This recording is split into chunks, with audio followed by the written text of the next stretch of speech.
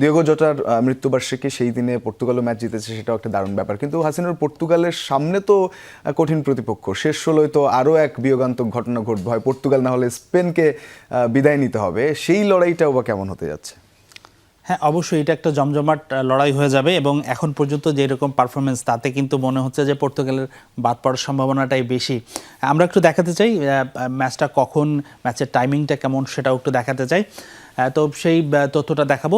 Portugal এবং স্পেনের যে হাই ভোল্টেজ ম্যাচটি, সেটি 7 জুলাই অনুষ্ঠিত হবে বাংলাদেশ সময় রাত 3টায়। অবশ্যই নিশ্চয়ই ফুটবল প্রেমী যারা আছে তারা সেই ম্যাচটা দেখতে চাইবে, ম্যাচটা মিস করতে চাইবেন না।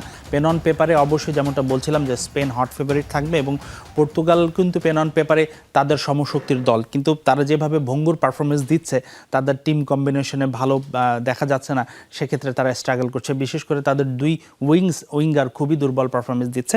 তবে আমার কাছে মনে হয় রবার্টো মার্টিনেজ যদি কিছু বোল্ড ডিসিশন নিতে পারেন, এখানে সুপারস্টার নয়, দলের পারফরমেন্স, দলের টেকনিক অনুযায়ী তিনি যদি সাবস্টিটিউট একাদশ সাজাতে পারেন, আমার কাছে মনে হয় সেক্ষেত্রে স্পেনকে একটা ফাইট দেবার সব রকম সামর্থ্য কিন্তু পর্তুগালের আছে।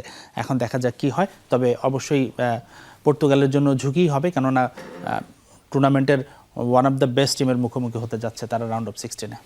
একেবারে। আর এদিকে স্পেন, অর্থাৎ পর্তুগালের যারা প্রতিপক্ষ, তারা অস্ট্রিয়ার বিপক্ষে সেরা 32-এ ম্যাচটা জিতে গেছে এবং স্বাভাবিকভাবে অস্ট্রিয়াকে ডমিনেট করার কথাই ছিল, তারা সেটা করেছে। 3-0 জয়, ওয়ারজাবাল 2টো গোল পেয়েছেন। এই ম্যাচটাও কেমন হলো হাসিনুর?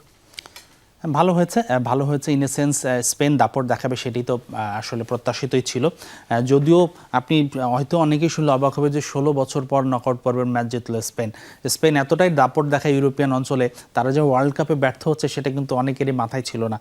তারা ওই যে চ্যাম্পিয়ন হওয়ার পরের 2 ওয়ার্ল্ড কাপে, পরের 2014-তে গ্রুপ পর্ব থেকে বাদ পড়েছে, এরপরে রাউন্ড অফ 16, তখন তো রাউন্ড অফ 32 ছিল না, প্রতিবারে সেখানেই বাদ পড়েছে। যাই হোক, এই ম্যাচের তাদের পারফরমেন্সটা একটু দেখাতে চাই, তারা কতটা ডমিনেটিং ছিল, কেমন করেছে পারফরমেন্স। আমরা যদি দেখি স্পেন অস্ট্রিয়া ম্যাচে শর্টস অন টার্গেট, স্পেন 22টা শট নিয়েছে, বল পজিশনে তারা 65% তাদের বল দখলে ছিল, 35% ছিল। অস্ট্রিয়ার পাসেসের ক্ষেত্রেও ব্যাপক ব্যবধান। আমরা জানি স্পেন যেই দলের সঙ্গে খেলুক না কেন, তাদের সঙ্গে পাসিংয়ের ধারের কাছে আসা টিমের এরকম খুব কম আছে, হয়তো ফ্রান্স আছে বা 2-একটা টিম যারা আসতে পারে তাদের কম্পিটে। তারা 611টা পাস নিয়েছে, অস্ট্রিয়া নিয়েছে 329টা পাস। কর্নার কিক স্পেন পেয়েছে 9টি, অস্ট্রিয়া একটাও কিন্তু পায়নি। তো সব কিছু মিলে যে একক আধিপত্য সেটাই দেখায়।